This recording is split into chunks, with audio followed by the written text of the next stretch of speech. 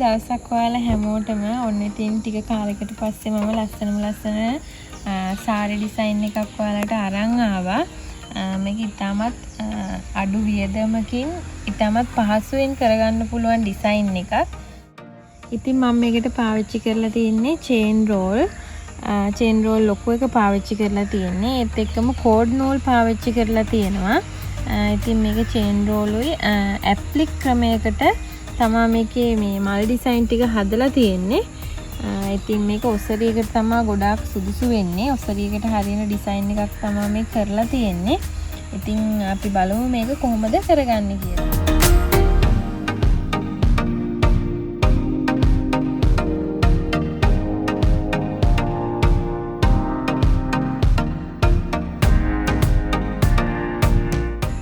ඉතින් මම මගේ ඔසරි එකේ බෝඩර් එක මේ විදිහට තමයි මුළු සාරියටම දාලා තියෙන්නේ. ඔයාලට පේනවා ඇති මැද්දෙන් චේන් රෝල් ලයින් දෙකක් තියෙනවා. දෙපැත්තෙන් කෝඩ් නූල් දාලා තියෙනවා. ඉතින් ඕගොල්ලන්ට මේක වෙනස් කරගන්න පුළුවන්. සාරි කියන්නේ මම මේ මෙතන පෙන්නන්නේ ඉතාමත් අඩු වියදමකින් හදාගන්න පුළුවන්. අපිට ලේසියෙන් හදාගන්න පුළුවන් ඔසරි එකක්. ඒ නිසා ඔයාලට මේකට ටිකක් වටිනාකමින් වැඩි දේවල් පාවිච්චි කරලා ඔයාලට සාරියේ වටිනාකම වැඩි කරගන්න පුළුවන්. එතකොට ඔයාලට කරන්න තියෙන්නේ මම මේ චේන් රෝල් වෙනුවට ඔයාලට පුළුවන් පර්ල් ලයින් දාන්න පුළුවන්, stone line, crystal stone line එකක් දාන්න පුළුවන්. නැත්නම් ස්ටෝන් චේන් රෝල් තියෙනවා ඒවා දාන්න පුළුවන්. ඒ වගේ ඔයාලට මේකට පාවිච්චි කරන්න පුළුවන් වටින දේවල් දාලා ඔයගලන්ට සාරි එක වැඩි වටිනාකමින් යුතුව හදාගන්න පුළුවන්. විශේෂයෙන්ම කියන්න ඕනේ මේ වගේ සාරි එකක් හදන්න හේතුව මොකද මගෙන් ගොඩ දෙනෙක් කෝල් කරලා මැසේජ් කරලා අහනවා අපි කොහොමද ඉස්සෙල්ලාම ස්වයං රැකියාවක් පටන් ගන්න මූලික දේවල් මොනවාද කරන්න ඕනි කියලා අහනවා. එතකොට ඒගොල්ලන්ට හොඳ උදාහරණයක් තමයි මොකද මේක අපි ඉස්සෙල්ලාම ඕගොල්ලෝ ස්වයං රැකියාවක් කරනවා නම් ඇත්තටම ඉස්සෙල්ලාම ලොකු මුදලක් වැය කරන්න අවශ්‍ය වෙන්නේ නැහැ. ඊටමත් සුළු මුදලකින් මේ වගේ ලස්සනට ඩිසයින් එකක් දාලා සාරි එකක් ඕගොල්ලන්ට ඊටමත් පහසුවෙන් සරලව හදලා ඕගොල්ලන්ට මුදල් උපයන්න පුළුවන්. ඉතින් ඒකට ඕගොල්ලෝ ඉස්සෙල්ලාම වැඩි වියදමක් දරන්නේ නැතුව මේ වගේ ඊටමත් සුළු මුදලකින් කරගන්න පුළුවන් ඩිසයින් එකක් කරගත්තාම ඕගොල්ලන්ට ඊටමත් පහසු වෙනවා ස්වයං රැකියාවක් විදියට මේක ඉදිරියට කරගෙන යන්න. ඉතින් ඕගොල්ලන්ට තව දෙයක් කියන්න ඕනේ විශේෂයෙන්ම මට මේ සාරි එක හදන්න ගිය වියදම වෙන්නේ රුපියල් 2000ක් 2500ක් අතර මුදලක් තමයි මට මේකට වැය වුනේ. ඉතින් ඔයාලට ඒ වගේ සුළු මුදලකින් මේක ඩිසයින් කරලා අපිට ඕගොල්ලන්ට වෙළඳ පොලේ තියෙන මිලත් එක්ක බලනකොට ඔයාලට මේක රුපියල් 4000ක් 5000ක් අතර මුදලකට දෙන්න පුළුවන්. එතකොට අපිට මෙතනදී විශේෂයෙන්ම වැදගත් වෙන්නේ අපි මේකට පාවිච්චි කරන දේවල් වල මිල නෙවෙයි අපි කරන මෙතන ඩිසයින් එක තමයි ගොඩක්ම වැදගත් වෙන්නේ. මොකද මේ සාරි එකට රුපියල් 1000ක් ගියත් 1500ක් ගියත් අපේ ඩිසයින් එක ලස්සන නිමාවකින් නැත්තම් එහෙමත් නැත්තම් අපි හොඳ ඩිසයින් එකක් කරලා තිබුණ නැත්තම් අපිට මේකේ වැඩි වටිනාකමක් ගන්න වෙන්නේ නැහැ. ඒ නිසා කොස්ට් එක කීයේ වුණත් අපේ ඩිසයින් එක අපිට ලස්සන ඩිසයින් එකක් අලුත් ඩිසයින් එකක් තියෙනවා නම් අපිට පුළුවන් මේ සාරි එකට වැඩි වටිනාකමක් දීලා අලෙවි කරගන්න.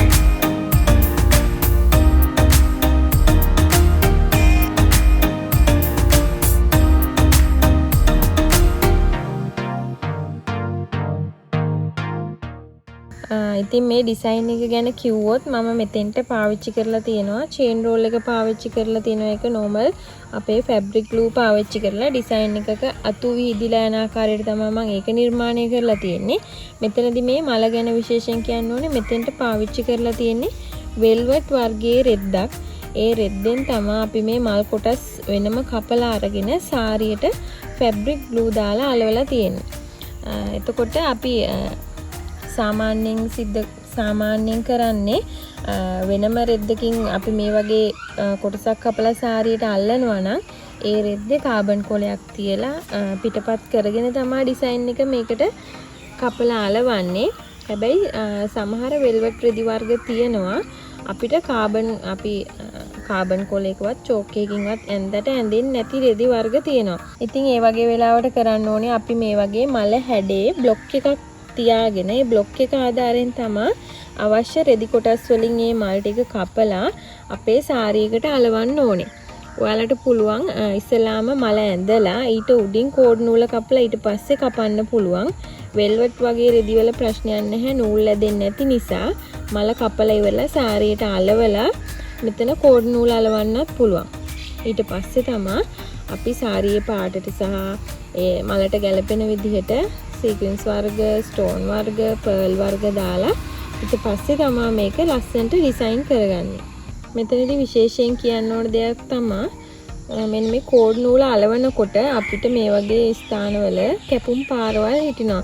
එතකොට ඔයගොල්ලන්ට මම කලින් වීඩියෝ එකේ කියලා තියෙනවා අපි ත්‍රෙඩ් වර්ක් එකක් කරනවා නම් අනිවාර්යෙන් මේ ත්‍රෙඩ් එක කැපෙන ස්ථාන වලට අනිවාර්යෙන් ගම් බිඳුවක් තියන්න ඕනේ. මොකද ත්‍රෙඩ් එකේ නූල් ඇවිස්සෙන්න පුළුවන්.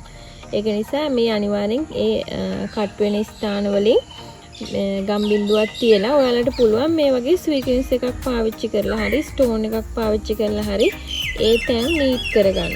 එහෙම පාවිච්චි කරන්නේ නැත්නම් ඔයාලා අනිවාර්යෙන් මේ කට් වෙන ස්ථාන වලට අනිවාර්යෙන් ග්ලූ ෆැබ්‍රික් ග්ලූ බිඳුවක් තියලා තියන්න ඕනේ අනිවාර්යෙන්. එතකොට ඒක සීල් වෙලා හිටිනවා අපේ නිර්මාණයේ හේදුවට පස්සේ ගැලවෙන්නේ නැහැ. ඉතින් තව දෙයක් කියන්න ඕනේ මේ තියෙන්නේ අපේ සාරියක හැදුවට පස්සේ මේ තියෙන්නේ කන පිට පැත්ත. ඉතින් ගොඩ දෙනෙකුට ප්‍රශ්නයක් තමයි කන පිට පැත්තේ මේ වගේ ග්ලූ පාරවල් හිටින එක. ඉතින් ඒක ප්‍රශ්නයක් කරගන්න එපා. අපි අලවන හැම සාරියකම මේ වගේ ග්ලූ ලයින් එක එහා පැත්තේ මෙන්න මේ විදිහට හිටිනවා. ඒක ප්‍රශ්නයක් කරගන්න එපා. ඉතින් මේකට පාවිච්චි කරලා තියෙන්නේ ෆැබ්‍රික් ග්ලූ.